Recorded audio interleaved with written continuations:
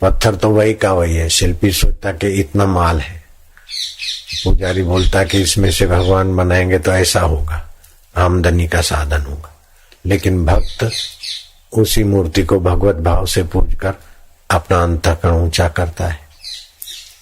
ऐसे संत को कोई लोग पटाने के भाव से सेवा पूजा चीज वस्तु रख के कि महाराज राजी हो तो आशीर्वाद देंगे, प्रॉब्लम कम हो जाएंगे, तो ये सामान्य फायदा लेते। महाराज जी के पास गए, भक्ति ज्ञान में प्रगति होगी, हमारा परलोक में भी भला होगा, तो उसने मध्यम फायदा लिया। और महात्मा के पास गए, फायदा क्या? साधु चंद्रमा को देखने से चांदनी मांगना नहीं है, गंगा जी से पानी मांगना नहीं है, सूरज से रोशनी मांगना नहीं है, वो तो उनका स्वभाव है। महात्मा के पास गए, प्रीति पूर्वक दर्शन किया, कुछ नहीं चाहिए, जो उनके पास खजाना है उसकी तरंगे तो मिल ही रही है, आनंद है, तो उसको तो और ज्यादा लाभ होगा। गणपति की भावना से पूज सुपारी से जो ज्यादा लाभ होगा, उससे भी महात्मा से बिन मांगे बिन इच्छा वासना के प्रीति पूर्वक जाके बैठता है, सुनता है, देखता है, उसको लाभ ज्यादा होता है।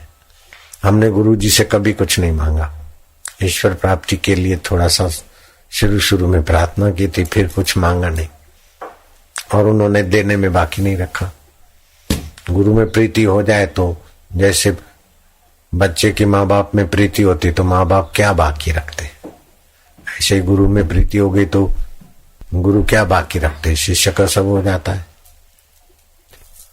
तो जिसकी प्रीति भगवान में होती है और भगवान के नाते संत में संत को शरीर रूप में नहीं आत्म रूप में देखते, उनको लाभ भी ऐसे ही होता है जैसे सुपारी से गणपति की कृपा का लाभ।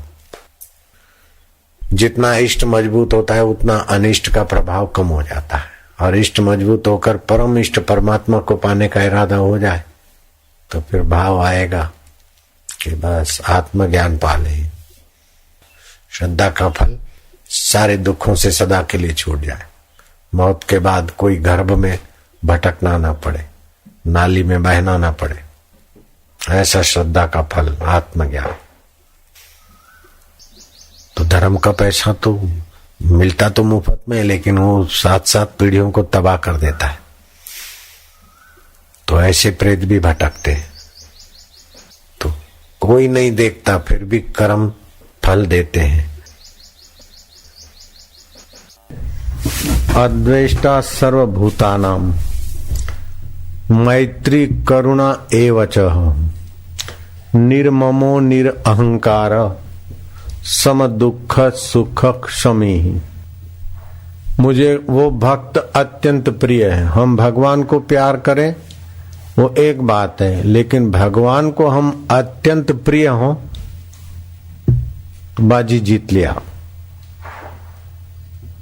जैसे अर्जुन को भगवान कहते कि अर्जुन देख देख वो कबूतर कैसा उड़ रहा है, कैसा कबूतर लगता है।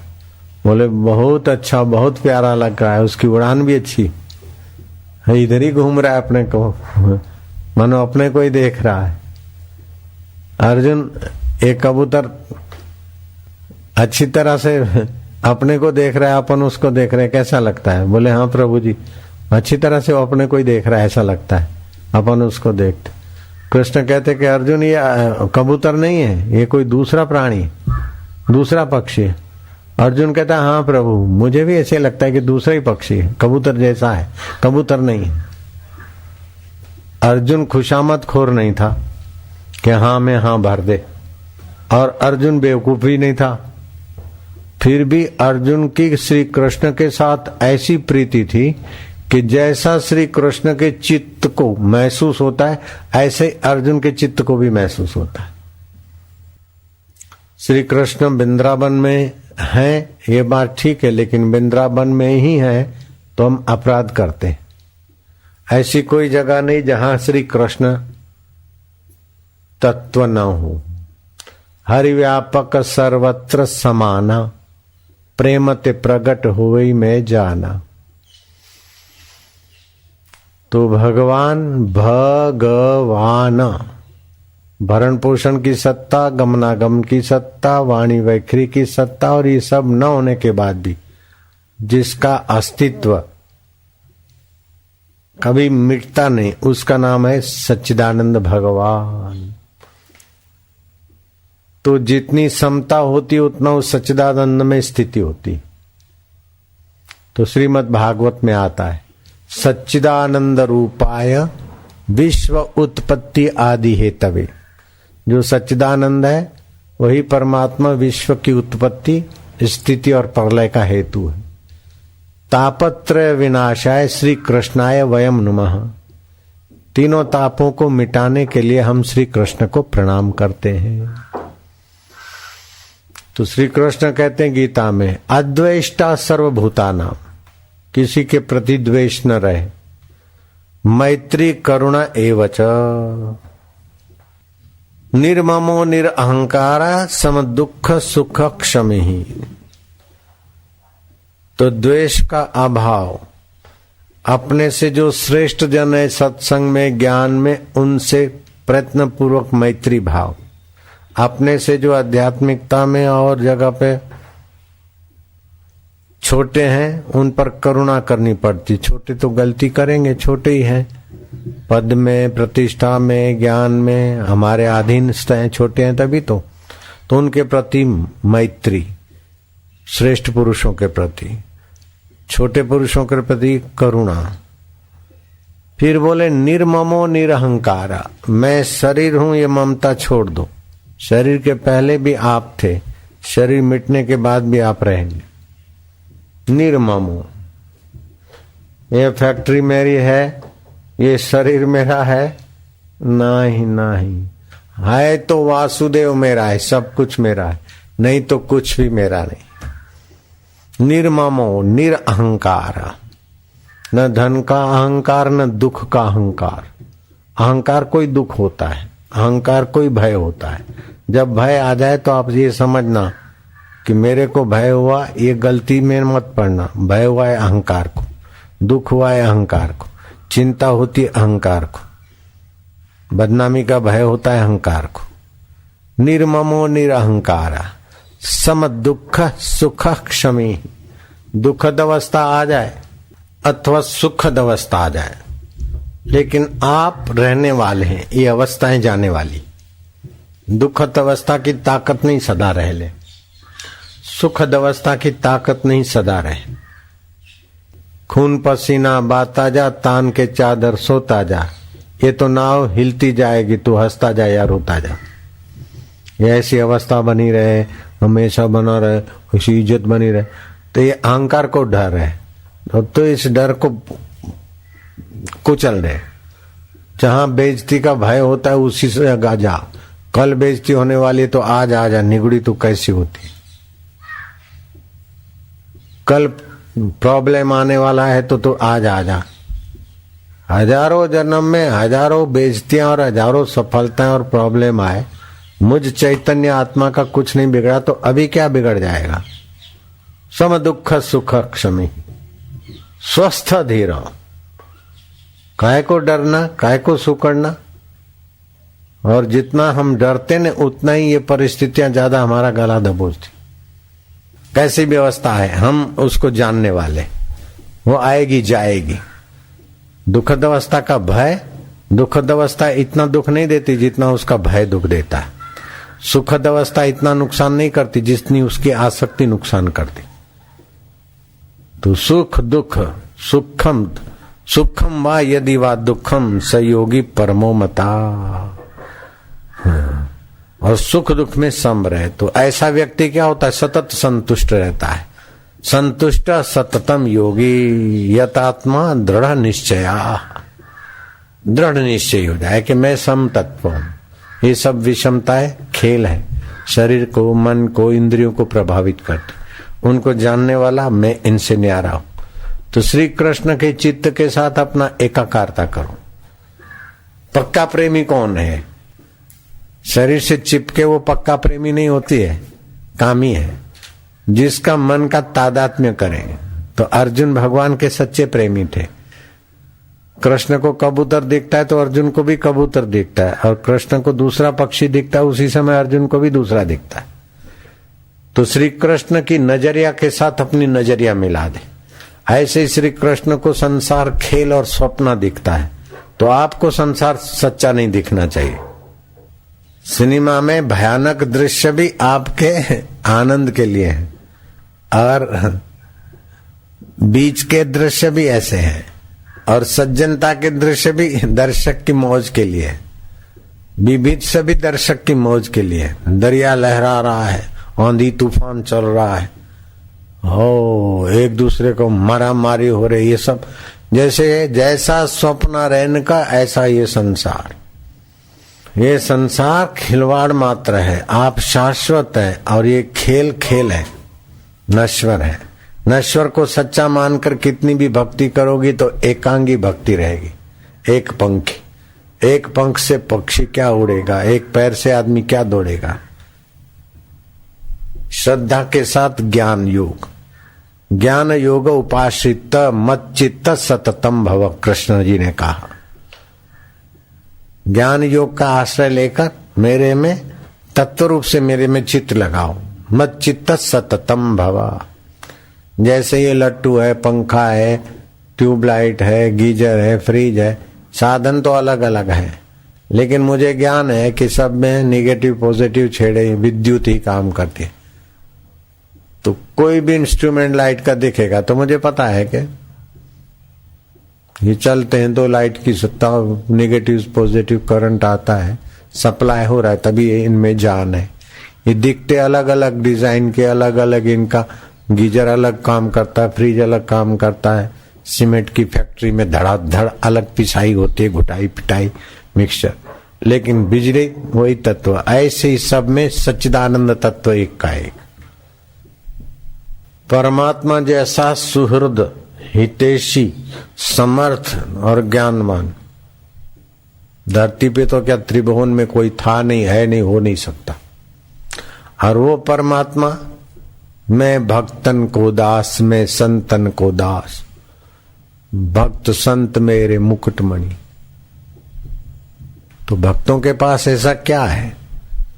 तो भगवान वल्लभाचार्य ने भागवत में टीका में लिखा कि भगवान में तो 30 सद्गुण है, भक्त में 36 है।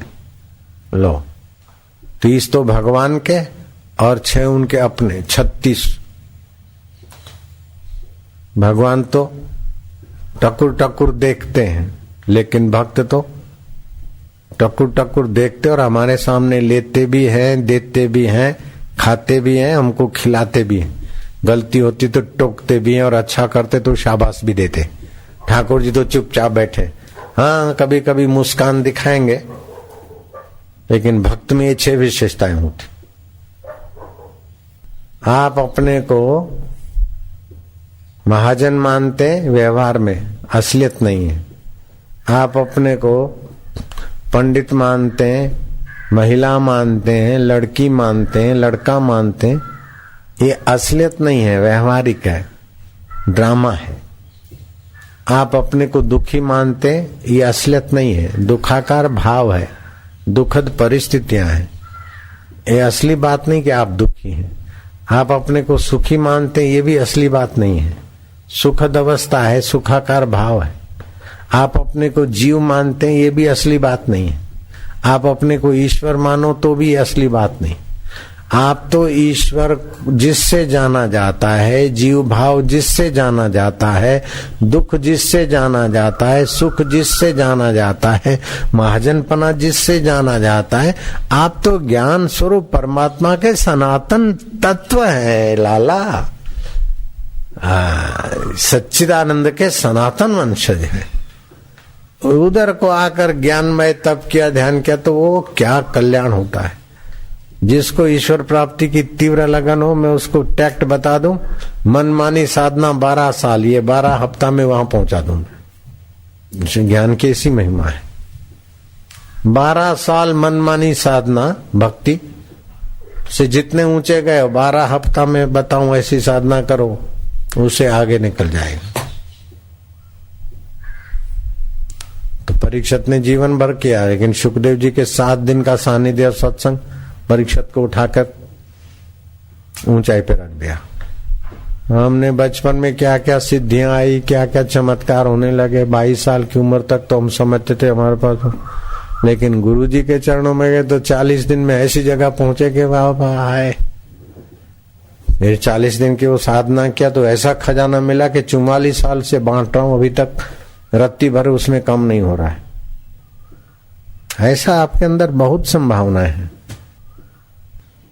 हर रोज खुशी, हर दम खुशी, हर हाल खुशी।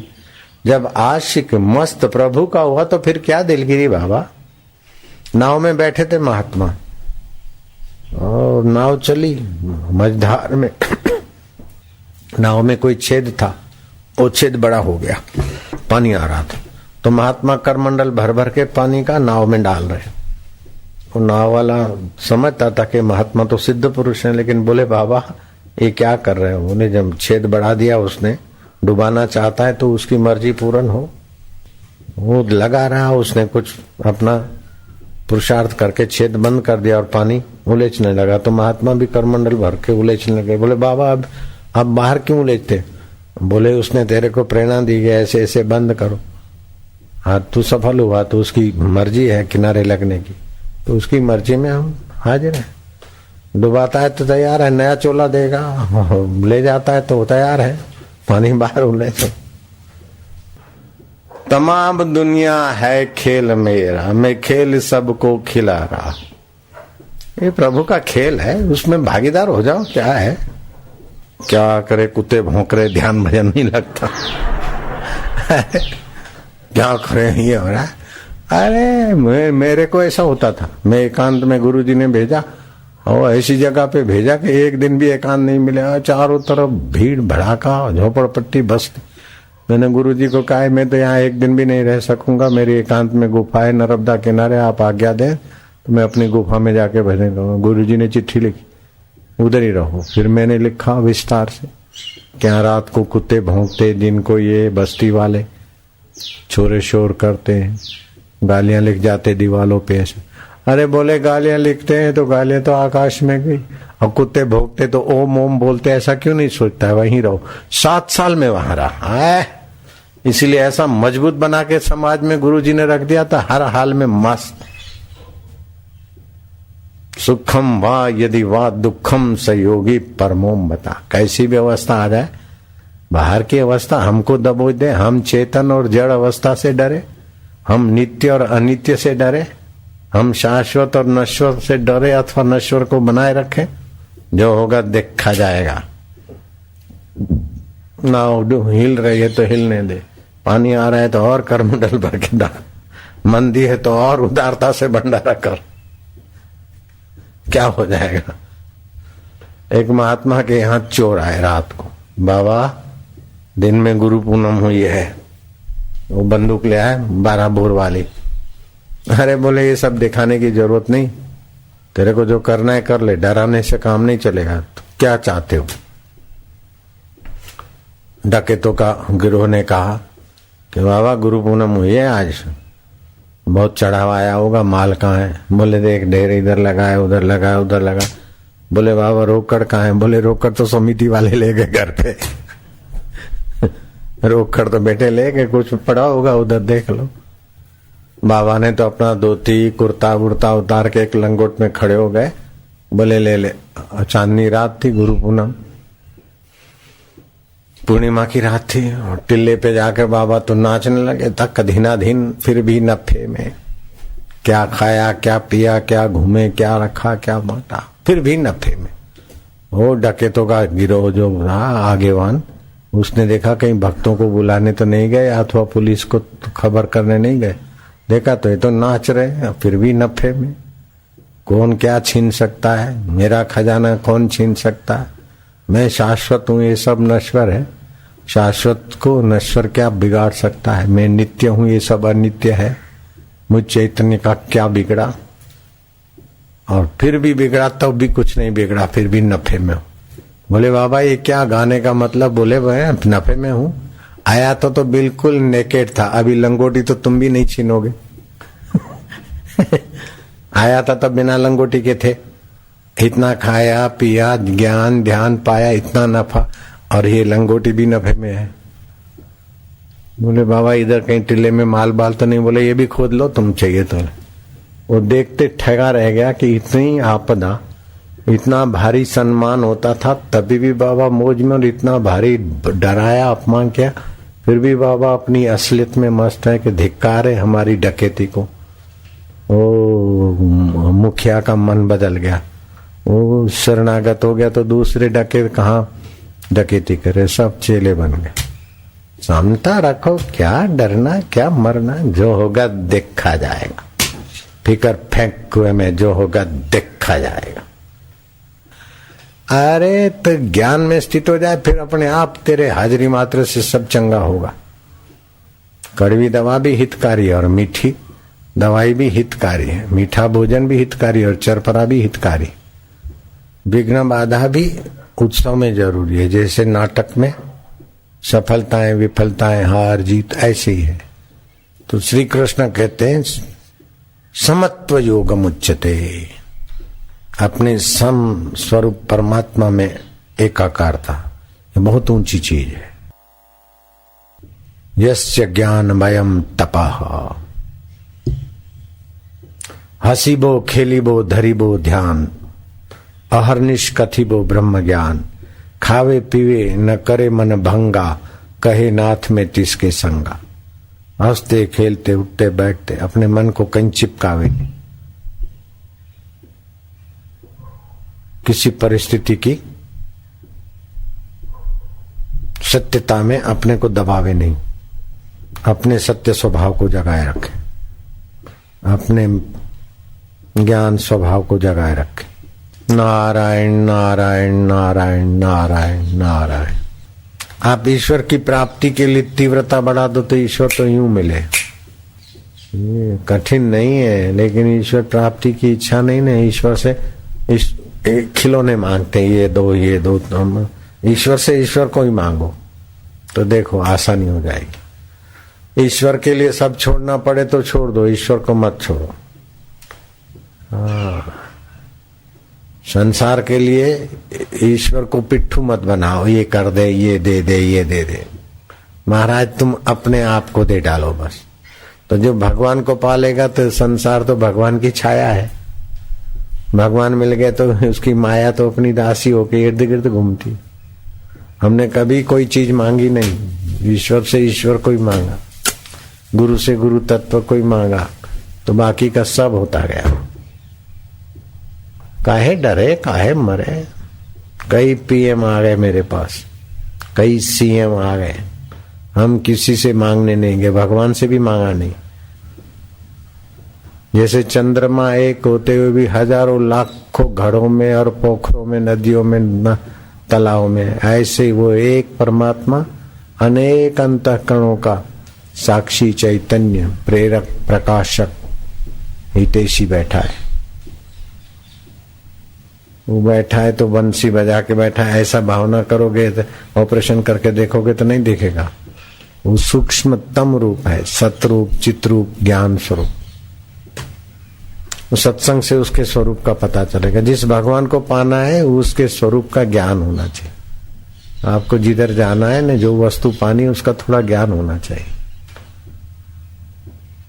इसीलिए भगवान कहते यस्य ज्ञानमयम् तपः। भक्त अज्ञानी नहीं रहना चाहिए। रहीदास क्षमार्थे जाति के, और मीरा ने गुरु सेवा में रहीदास की कृपा ऐसी पचाई कि श्री कृष्ण का साकार तत्व निराकार तत्व मीरा ने जान लिया, पा लिया। हिरण्याकश्यप ने 60,000 वर्ष तपस्या की, हिरणपुर का राजा तो हुआ, जय जयकार भी हुआ, बड़ा प्रभाव भी हुआ, लेकिन अंत क्या हुआ हिरण्याकश्यप का। ऐसे ही तुकाराम महाराज ने गुरु सेवा से जो ऊंचाई पाई, शिवाजी ने गुरु सेवा से जो ऊंचाई पाई, विवेकानंद ने गुरु सेवा से जो ऊंचाई पाई, वो रावण ने, कंस ने, हिटलर ने, सिकंदर ने, मुसोलिन ने, इब्राहिम लिंकन ने क्या पाया उसके आगे। गुरु सेवा साधु जाने, गुरु सेवा क्या मूड पिछाने। थोड़ी प्रतिकूलता, थोड़ा अहम को चोट लगे तो भगेड़ तो भाग जाते हैं।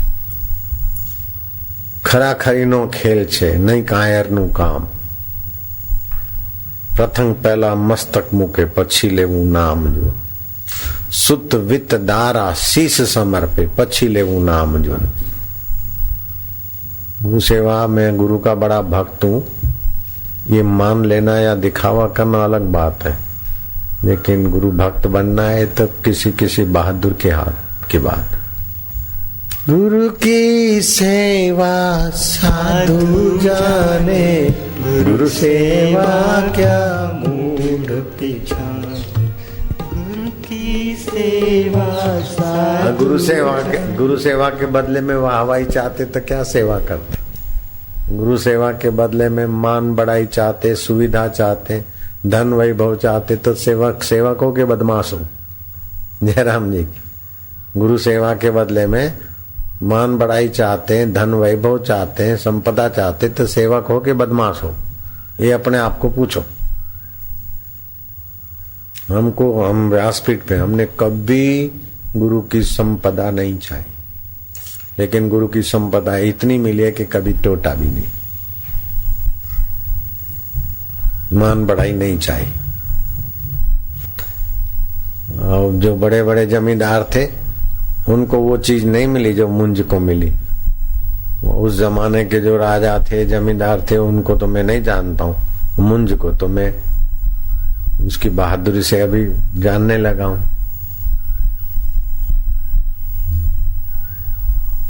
ऐसे गुरु भक्तों से ही धर्म की परंपरा चलती है। ले भागुओं से धर्म की परंपरा नहीं चलती, उससे तो धर्म नाश होता है।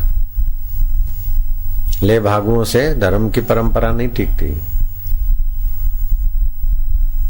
सुख सुविधा मिली, यश मिला, ठीक है, नहीं तो फिर भागे, इनकलाब जिंदाबाद। ऐसे लल्लू पंजू तो 84 में जन्मो मरो कीट पतंग बनो, उनके लिए तो वही रास्ता है। वो कहाँ ब्रह्म बनते फिर बेचारे। कुत्ता बनो, घोड़ा बनो, गधा बनो, फिर करते रहो मजूरी। मुंजे ने तो एक ही जन्म में 84 लाख जन्मों की मजूरी पूरी कर दी।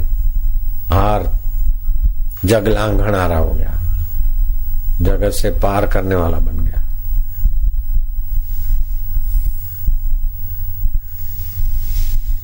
दूसरा भी ऐसे 10 गुरु में ऐसी एक ऐसा था। मेरे कौन है बोले, ये तो गुरु जी के लिए पानी भरने जाता, गिर गया निथावा। गुरु को पता चला, बोले ये निथाओं का थाव होगा। अमरदास गुरु जी के लिए भी पानी भरने जाता नदी पे।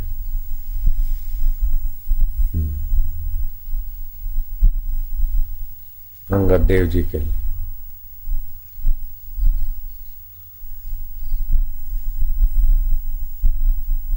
बारिश दलदल था, धड़ाक से गिर पड़ा। कुम्हार ने पूछा कि इतना प्रभात वेले को घड़े पित्तल बित्तल के होते थे, इस समय कौन गिरा सी, बारिश में कौन मरा इस समय पानी लेने।